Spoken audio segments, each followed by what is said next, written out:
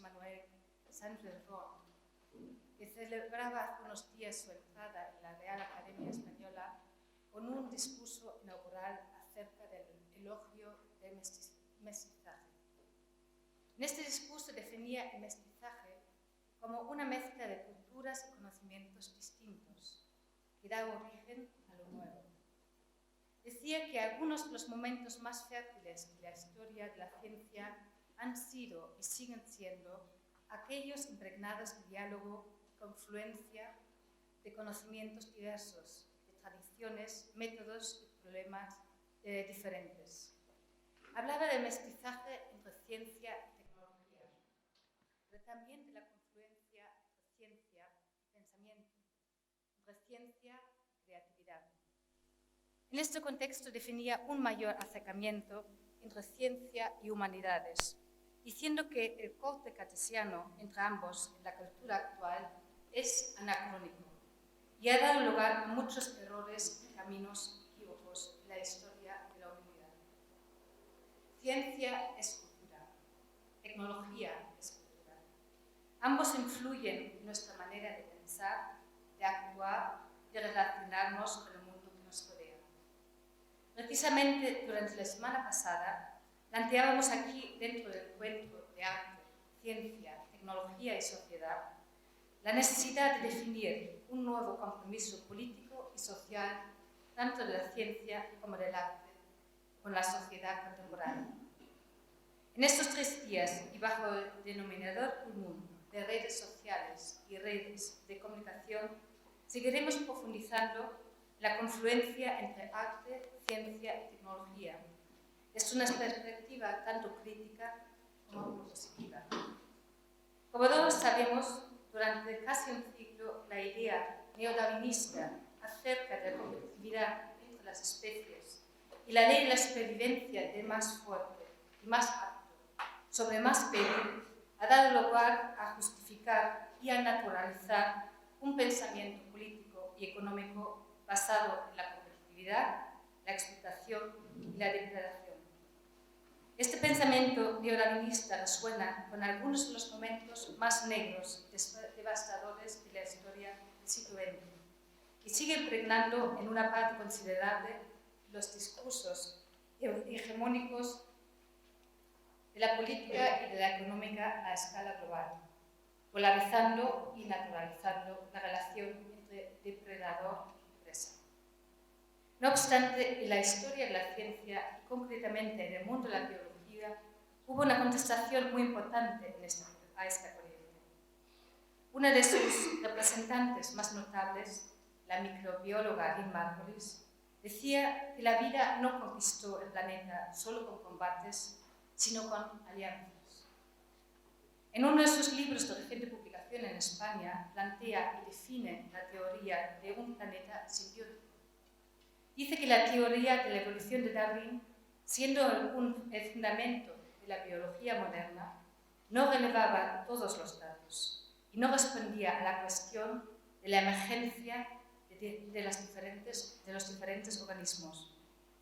Su teoría de la simbiosis intenta explicar precisamente los patrones y procesos que rigen la convivencia y la emergencia de la diversidad de las especies en un ecosistema tan interdependiente como interconectado. En este contexto también me menciona que nuestras actuales redes de comunicación, que consideramos logros adelantados de nuestra civilización contemporánea, han sido utilizadas por la red planetaria de bacterias durante miles de millones de años para regular la vida en el planeta. Nuestro debate de hoy se va a centrar precisamente en el código abierto, los sistemas dinámicos, evolutivos y autoorganizados que propone el mundo de la informática y las telecomunicaciones relacionados con el software libre por una parte, y los patrones y procesos de la evolución y comunicación bacteriana por otra. Contamos para ello con 2 innovadores expertos en la materia. Doy la bienvenida, por una parte, a Miguel Vidal, cofundador de sindominio.net y uno de los teóricos y activistas más notables en el campo de software libre en este país. Y doy la bienvenida igualmente a Xavier Barandiaran, filósofo y experto en sistemas evolutivos y adaptativos, miembro y artífice del Metabolic Biohack Lab, que antes se anunciaba en la pantalla, y de un grupo de investigación en vida artificial y ciencias cognitivas. Tanto Miguel como Javier van a profundizar esta tarde en el tema de la cooperación sin mando, código abierto y bacterias. Gracias. Gracias, Miguel. Bueno, la verdad es que es una presentación estupenda y además un buen resumen y una proyección de un poco lo que vamos a hablar hoy. Yo había subtitulado esta charla, aunque no aparece de ese modo en la presentación oficial de este ciclo de conferencias y talleres, como de la biosfera a la tecnosfera, porque me parecía que al final lo que estábamos proponiendo Miquel y yo era acercarnos un poco al microcosmos y recoger el estudio de cómo funciona el microcosmos bacteriano y cómo en ese propio microcosmos se han generado ya las estrategias y los procesos de automatización que origen la utilización del software libre y en general de la cultura y de la cognición y el desarrollo tecnológico humano. Creemos que es importante también encontrar los espacios conceptuales desde los que entender nuestro cosmos, ¿no? Un cosmos que los griegos utilizan esta palabra para designar un poco el universo ordenado con el que el ser humano interactúa, más allá del cual estaba el caos y el comprensible, y evidentemente nuestro cosmos se está convirtiendo cada vez más en una tecnosfera, un tejido de artefactos y de técnicas que sustentan la producción y el flujo de signos y de información, configurando y constituyendo pues, nuestra sociedad. Al mismo tiempo, una mirada al microcosmos, a la biosfera bacteriana, puede resultar una buena fuente de herramientas conceptuales para reconceptualizar ese espacio cósmico, esa tecnosfera en la que vivimos inmersos. También es interesante, entonces, o hemos encontrado un fenómeno realmente relevante dentro de este microcosmos, que es el de las redes bacterianas, que son procesos colectivos de evolución abierta y horizontal y cooperativa, redes de intercambio de información genética y que regulan y generan recursos colectivos. Una estructura general que se aplica hoy en día al desarrollo del software libre, que será la parte de la que se ocupe Miguel Vidal. Y queríamos ir a ese origen y unirlo también con el título del ciclo, ¿no? Metabolismo y comunicación y el banquete, porque curiosamente es precisamente las redes bacterianas donde surge la primera interacción entre metabolismo y comunicación en la historia de la naturaleza, ¿no? También esto es un intento de naturalizar los conceptos que utilizamos a la hora de entender la tecnosfera. Bueno, esto ya lo he comentado un poco, cómo la tecnosfera recoge esta estrategia descubierta ya por las bacterias de evolución abierta, que es en lo que me va a centrar yo. En el primer momento, me gustaría detenerme un poco en lo que ha sido el proceso de origen de la información, una palabra y un concepto que hoy en día atraviesa nuestra práctica cotidiana y que ha desaparecido un poco la inquietud por definirlo, porque lo hemos cosificado. La información nos rodea tanto que apenas somos capaces de distanciarnos de ella para comprenderla, para definirla, para profundizar un poco en su significado. Uno de los intentos más que han tenido más éxito en intentar naturalizar el concepto de información e intentar comprender su funcionamiento han sido los que se han preocupado del origen de la información.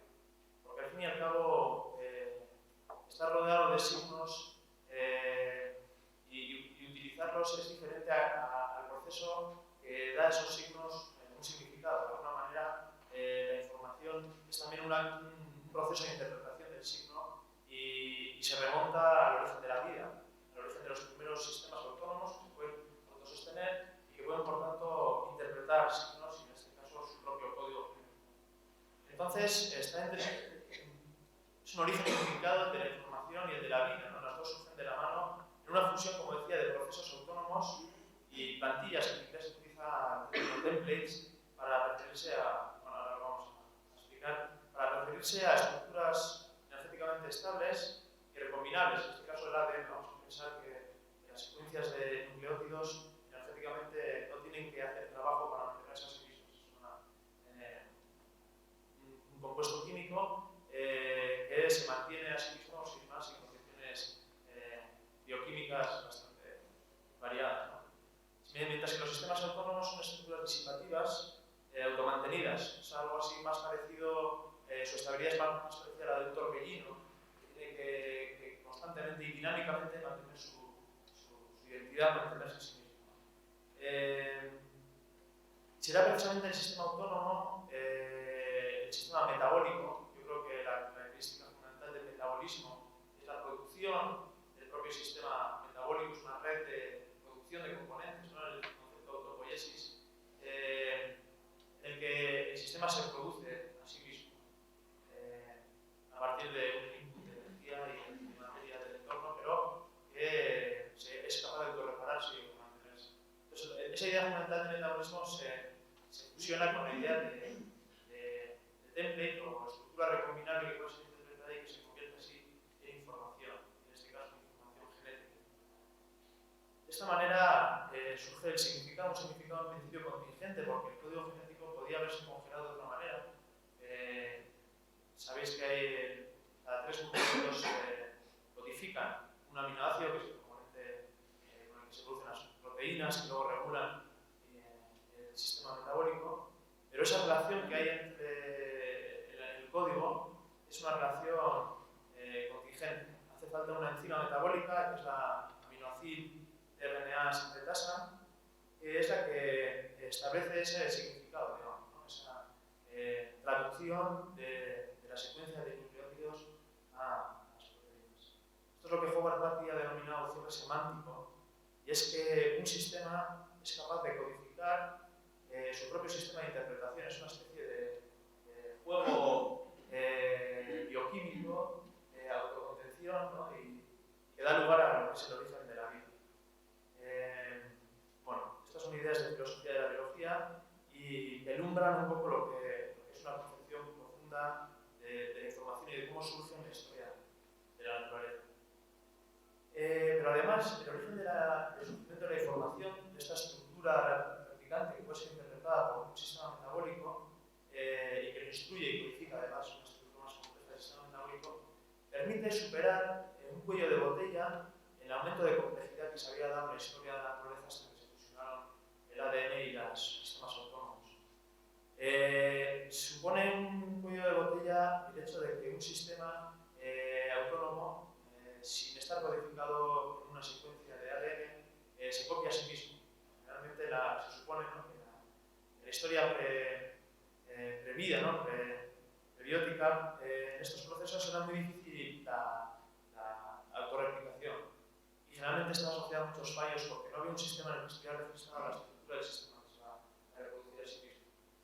Y al mismo tiempo, el ADN que se puede autorreplicar a sí mismo no podía inventar en complejidad porque no era capaz, no tenía un mecanismo de corregir errores en su propia duplicación. No es hasta que se fusionan estos dos conceptos que realmente hay una explosión en la complejidad y en las diversas formas de vida bacterianas. Más tarde, con la explosión multicelular y la explosión cambio.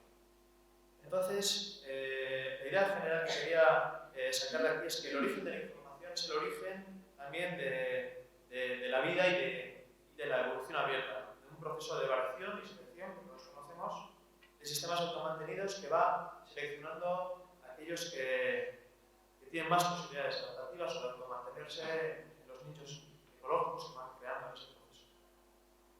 Pero hay dos tipos fundamentales de evolución. Generalmente solo se estudia el primero, al que he denominado una evolución de tipo vertical, que es la evolución darwiniana típica de supervivencia del más apto, en un proceso en el que la transmisión de información es vertical, de generación entre generación. Sin embargo, hay otra forma de evolución, Morris, como bien has comentado antes, junto con la simbiosis, considera que es una fuente fundamental de desarrollo de complejidad y de desarrollo del organismo y, en este caso, como luego veremos, de la cultura y de la evolución horizontal, una evolución por comunicación, una evolución en que se fusionan el metabolismo básico bacteriano y la comunicación de código genético entre bacterias. Bien, entonces queríamos el ejemplo de este tipo de evolución, el ejemplo más conocido que Margulis junto con su hijo Dorian Salan desarrollan en el libro Microcosmos, es el de las redes bacterianas. Y quería hacer un poco de contrainformación también sobre las bacterias, porque están muy mal consideradas, tienen muy mala reputación. Algo parecido pasa con los hackers, que solo se muestran sus efectos patógenos, o incluso, bueno, yo diría que los hackers no tienen un efecto patógeno, sino que esos no son hackers los que nos saquen en la tele. Y sin embargo, aunque las bacterias desde Pasteur están consideradas el enemigo número uno de la salud humana, incluso la mayoría de ellas son inofensivas, no solo eso, sino que las necesitamos para sobrevivir. Y aquí he sacado esta pequeña cita del libro de Margulis y Salan, solamente para que nos hagamos la idea de la dependencia tan grande que tenemos de las bacterias en nuestro propio cuerpo, simplemente, ¿no? Es decir, que nuestro cuerpo se compone de 1000 billones de células animales, es decir, de células cuyo código genético es el que hemos heredado de nuestros padres, y de 100.000 billones, es decir, de una proporción de 1 a 100, de células bacterianas. Es decir, que efectivamente luego la biomasa de las células animales que nos componen es mucho más grande que de las bacterias, pero a nivel de unidades somos un 99% bacterias, algo que ya es un ataque a nuestra propia identidad y nuestro egoísmo egocentrista, ¿no? Centrado en el gen y la biología de los padres. Pero más allá de nuestra propia composición biológica, las redes bacterianas se inventaron, producen y regulan la biota entera, toda la atmósfera y la mayoría de la biodiversidad bioquímica del planeta. Y además son la primera fuente de innovación biotecnológica. Ahora que está de moda este concepto de innovación y biotecnologías, pues resulta que las bacterias son la primera fuente de innovación. De hecho, la mayoría de las empresas de biotecnología lo único que se dedican es a descubrir una técnica que usa una bacteria y luego pues, apropiarse de ella para patentarla y utilizarla en el desarrollo de la manipulación genética. Entonces, bueno, había extraído una serie de características de estas redes para que se vea bien cómo funcionan y cómo se relacionan con lo que es la autonomía individual que de cada una de las bacterias, su metabolismo, su capacidad de autoconstrucción y los recursos colectivos que van generando, ¿no? Entonces, bueno, la primera idea es que es una red de intercambio de código genético, como puede ser Internet, una red de transferencia de información, que tiene mecanismos asombrosamente parecidos también a Internet. Uno de ellos es la transducción, que la secuencia de ADN se encierra en una cápsula de proteína y viaja hasta otra bacteria. Una idea que informática es la de crear paquetes en protocolos de TCP/IP y enviarlos de un ordenador a otro, pues empaquetar información y enviarla. Y la otra, que es ya el cable físico, bueno, las bacterias no descubrieron el wireless, pero lo que es el Internet por cable sí, se crea un tubo que va de una bacteria a otra. La bacteria donante transfiere una copia de ADN al receptor. Entonces se crea una especie de red peer-to-peer a escala planetaria en la que la información genética es transferida y supera los límites de lo que es la evolución de herencia histórica. Entonces cualquier bacteria puede compartir en principio información genética con cualquier otro. Hay muy pocas incompatibilidades entre bacterias porque tengan un código genético muy diferente, son capaces de asimilar una cantidad terrible de código genético ajeno y reutilizarlo en su propio metabolismo. Es como si nosotros de repente pudiéramos asimilar el código genético de un árbol y convertirnos en árbol y cambiar de condición de pocos minutos cuando la condición adaptativa cambia y convertirnos en, no sé, tener cola. Es una capacidad de autotransformación terrible, ¿no? Impresionante.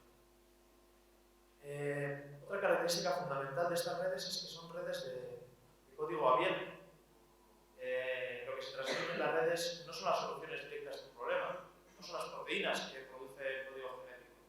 Lo que se transmite son las instrucciones para producir esa solución adaptativa. Esto es algo fantástico porque no hace depender un organismo de otro. Un organismo no depende de que otro le genere una serie de proteínas, sino que, digamos, al transferirle el código genético para producirlo, es un tipo de intercambio de información que aumenta la autonomía individual, al tiempo que colectivamente se genera una serie de recursos y una comunicación horizontal. estructura de red, Miquel profundizará luego más tarde en el concepto de cooperación sin mando, pero es una estructura descentralizada, no hay servidores centrales, evidentemente ningún organismo que controle el flujo de esta información, es horizontal, por tanto es un proceso distribuido y que sucede en paralelo, unas bacterias transfieren información con otras. Y además es una red bacteriana, aparte de lo que es la transferencia de información genética, estas redes generan recursos colectivos, en tanto que transforman el medio ambiente, creando condiciones colectivas para la supervivencia, ¿no? Transforman lo que es, transforman la atmósfera en su día. Es muy raro que una atmósfera tenga la cantidad de oxígeno que tiene la nuestra, porque es químicamente inestable, ya que reaccionar con los componentes y son las bacterias las que mantienen esa estabilidad planetaria. Y además de crear un entorno, reciclan ese entorno, es decir, esa cooperación no solamente se limita al hecho de compartir información, sino también de generar una serie de recursos colectivos, en este caso un entorno bioquímico, del que se benefician todas reciclando lo que utilizan otras, etc.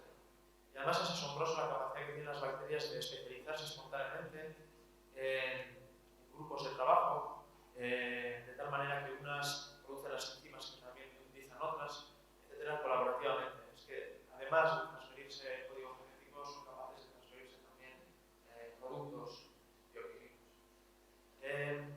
Entonces es un proceso que, lejos de someter la autonomía individual de las bacterias como colectivos, ¿no? Poner un símil un poco bruto, ¿no? En lugar de ser una especie de comunismo que exige del individuo un sacrificio total por la comunidad, permite, por el contrario, un aumento ilimitado de la autonomía metabólica individual, a través precisamente de esa red comunicativa y de esos recursos colectivos que generan las bacterias y de los que nos aprovechamos también nosotros.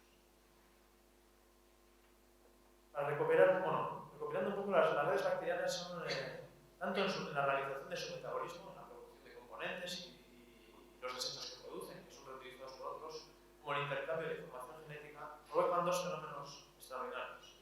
Realizan una red evolutiva, horizontal, que aumenta la autonomía individual, como decía, y permite a su vez una adaptabilidad y robustez colectiva salvaje. De esta capacidad de adaptabilidad colectiva se deriva la dificultad que tenemos los seres humanos de acabar con las bacterias y de no poder utilizar siempre los nuevos antibióticos, porque las bacterias se adaptan rápidamente a los antibióticos. Sabréis, los hospitales mantienen algún tipo de antibiótico que no usan nunca, porque si lo usaran repetidas veces, enseguida las bacterias del hospital se adaptan, se pasan por decirlo de alguna manera, la solución al veneno, al antibiótico, y es imposible pillarla, ¿no? Porque enseguida comparten entre ellas la solución adaptativa al antibiótico. Por eso tenemos que utilizar poco los antibióticos. Y por otro lado, lo que decía, es fundamental también que genera una serie de recursos colectivos que sustentan al planeta. Todo esto de forma paralela, distribuida, cooperativa, sin mano. Hasta aquí lo que sería esta mirada al microcosmos, esta mirada que provoca un montón de sintonías con el movimiento del software libre, pero en general con un proceso que también ha constituido al ser humano desde la biología a la cultura y el desarrollo técnico. La autonomía humana, la autonomía en principio del automantenimiento, como la que rige los principios del origen de la vida.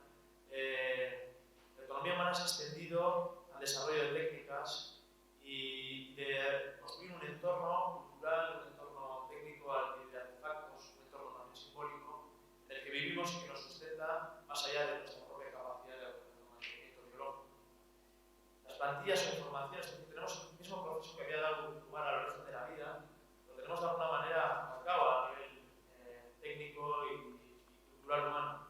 Esa autonomía humana de construirse a sí mismo también, un poco recuperando el concepto de fútbol, de tecnologías de yo y la capacidad de construirse a sí mismo a través de técnicas y tecnologías. Y luego tenemos esas plantillas que dan lugar a la información, lo que es el código genético, ese papel ha cumplido en la cultura humana, pues el lenguaje, evidentemente, potenciado por la escritura, que es una forma de registro estable, etc. Y una vez más, un ejemplo del significado desacoplado del signo, de convenciones